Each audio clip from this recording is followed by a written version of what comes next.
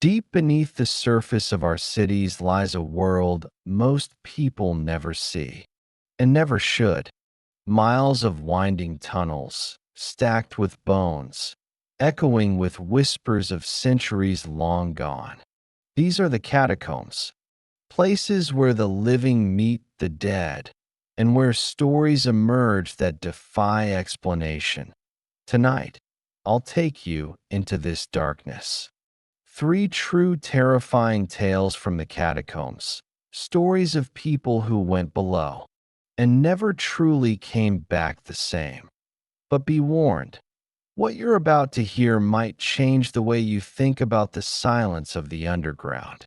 Because sometimes silence isn't silence at all. Story 1. The Voices in the Depths. It was 1997 when two university students in Paris decided to sneak into the catacombs after midnight.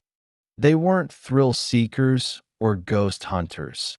They were anthropology majors who thought it would be educational to see the real underground ossuaries, not just the tourist section. Armed with two flashlights, a borrowed camcorder, and a rough hand-drawn map they had copied from an online forum. They climbed down through a drainage tunnel that led into the off-limits catacombs. At first, it was everything they hoped for. Endless corridors lined with bones, skulls stacked neatly into patterns, eerie inscriptions carved into the walls. They laughed nervously, whispering jokes, their voices bouncing down the tunnels. But then, after nearly 40 minutes of exploring, they heard something neither of them could explain. A voice, not an echo, not the sound of dripping water, but a clear human voice, speaking in French. From somewhere deeper in the tunnel, they froze. Hello. One of them called back, his voice shaking. The reply came almost immediately. A woman's voice, soft, distant, too distant for someone who should have heard them so quickly. Come closer. The two students looked at each other, certain that no one else had entered with them. They turned off their lights, standing in complete darkness, hoping to catch the sound again. And they did. This time, it wasn't one voice. It was many, whispering, laughing, chanting. Some sounded like children, others like men, but none of the words were clear. The sound wasn't coming from a single direction. It was all around them. Panic took over. They ran. Their flashlights flickered as they stumbled, scraping against walls of stone and bone. Their borrowed map crumpled and useless in their hands. The whispers grew louder. Not behind them, not ahead, but inside the tunnels themselves. As if the walls had voices. At one point, the camcorder in the student's backpack clicked on, recording a few seconds of their desperate escape. Later, when the tape was reviewed, you could hear it, overlapping voices. One phrase cutting through the static, "Stay with us." The students eventually found a way out, crawling through a narrow passage until they reached the surface again. Both refused to ever talk about what happened. One of them even dropped out of university soon after. Years later, the tape resurfaced on an internet forum dedicated to urban exploration. Some claimed it was a hoax, but those who had ventured into the catacombs themselves swore the recording was real, because if you spend enough time underground, you'll learn the truth. The catacombs don't just hold the dead. They speak. Story 2. The Missing Guide. In 2014, a small tourist group booked a private after-hours tour of the catacombs beneath Rome. Unlike the Paris catacombs, these sections were tightly regulated. The tunnels were ancient, stretching back to the early days of Christianity, filled with crypts, inscriptions, and chambers carved directly from volcanic rock. The group's guide was a man named Luca, a local historian who had been leading tours for over a decade. He knew every passage, every hidden alcove, and every story etched into the walls that at first. The tour went exactly as expected. Luca carried a lantern and spoke with passion about the early Christians, about secret burials, and about how some parts of the tunnels had never been mapped. His audience followed closely, their flashlight beams bouncing along the walls, their footsteps echoing in the cool air. But then, halfway through, something happened that none of them could explain. The group paused in a narrow corridor, listening to Luca tell a story about martyrs who had been sealed alive within the catacombs. Suddenly, without warning, Luca's lantern flickered and went out. The tourists switched on their own flashlights, the beams slicing through the darkness. But Luca was gone. At first, they thought he had simply stepped ahead into the shadows. But when they called his name, there was no reply. His voice, his footsteps, nothing. It was as if he had vanished into the stone itself. The group panicked. Some argued they should keep moving forward, others wanted to retrace their steps. Finally, one man suggested they follow the chalk arrows that Luca had drawn earlier to mark their path.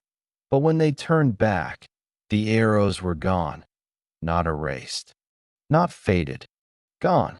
The walls were smooth and bare, as if no one had ever touched them. Fear took over.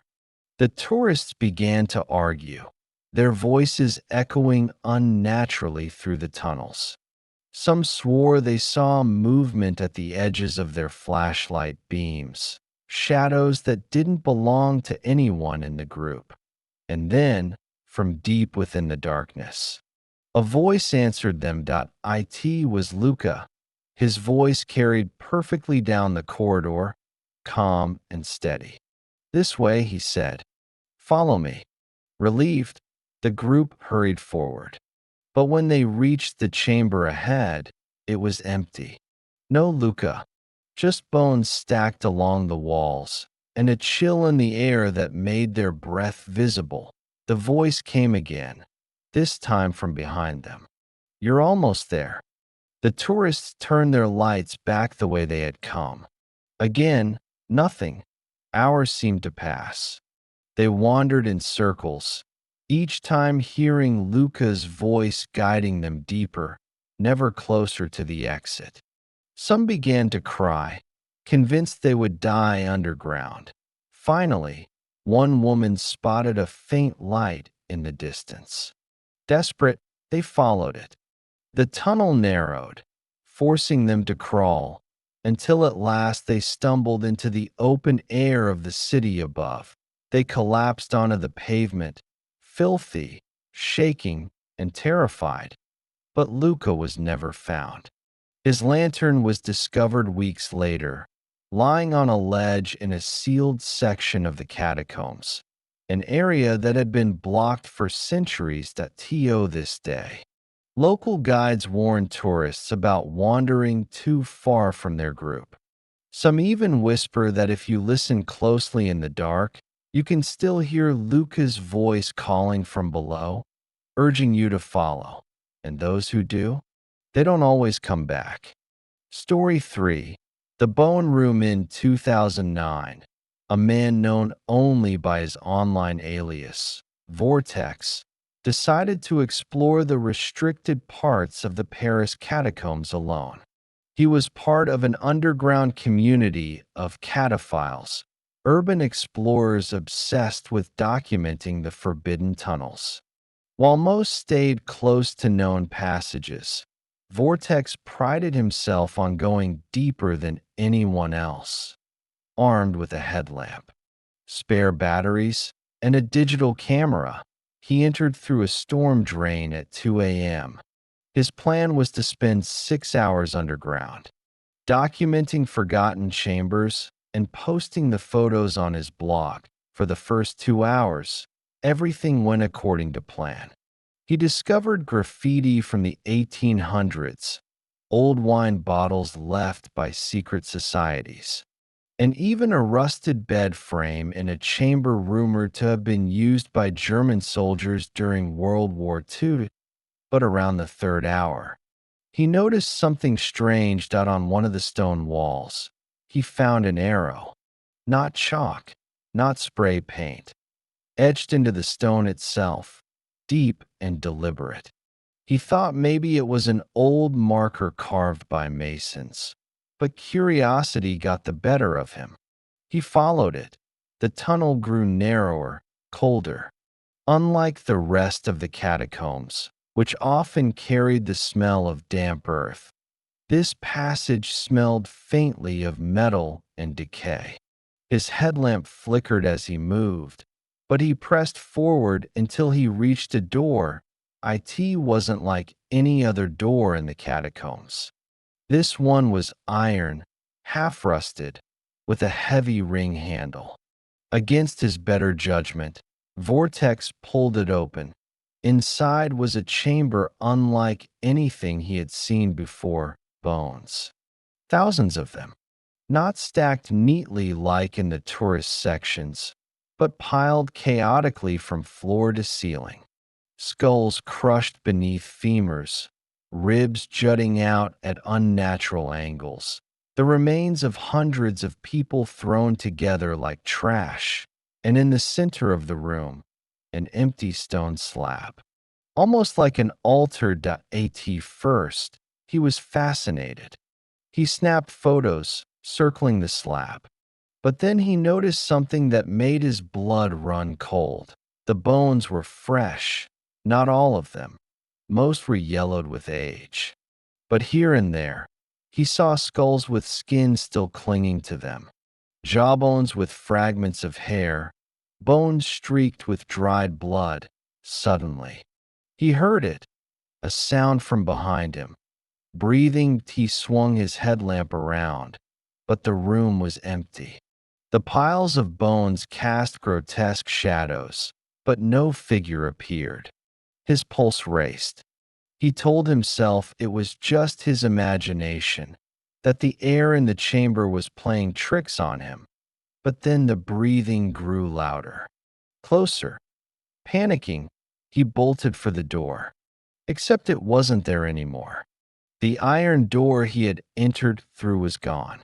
In its place was just another wall of stone and bones. He spun around, frantic, shining his light across the chamber. That's when he realized the piles were different, taller, as if more bones had been added in the time it took him to turn. And then he saw them, faces, dozens of them, staring at him from within the piles of bones, faces that hadn't been there a moment ago. Their mouths opened, their sockets hollow, but their heads turned to follow him as he backed toward the center of the chamber. The breathing turned into whispers. Hundreds of them, overlapping, chanting in a language he didn't understand. His camera slipped from his hand, hitting the floor with a crack. The last image it captured was of the slab in the center of the room. And this time, it wasn't empty. Something was lying on it. Something that looked disturbingly like him. Weeks later, other explorers found his camera just outside a blocked passage, its memory card still intact. The final images were blurry, distorted, but clear enough to show the chamber, the bones, and the slab. No one ever found Vortex. Some believe he got lost and starved to death deep underground. Others think he staged the whole thing for attention. But among cataphiles, there's another theory. They say the bone room is real, hidden somewhere in the labyrinth, waiting for anyone reckless enough to find it. And once you enter, you never leave. Asterisk, now you've heard them. 3 terrifying stories from the endless catacombs beneath our feet. Whispers in the dark. A guide who never came back. A hidden room of bones that should not exist. The deeper we go underground, the more we realize the dead do not rest quietly. Maybe that's why entire sections of these tunnels remain sealed forever. Because some doors were never meant to be opened if you were brave enough to make it to the end of this video. You're exactly the kind of person I want in this community. So don't vanish like Luca. Stick around. Hit that like button, subscribe to the channel, and share your own creepy thoughts or stories in the comments. Because who knows, your story might be the next one we tell. Until then, stay out of the dark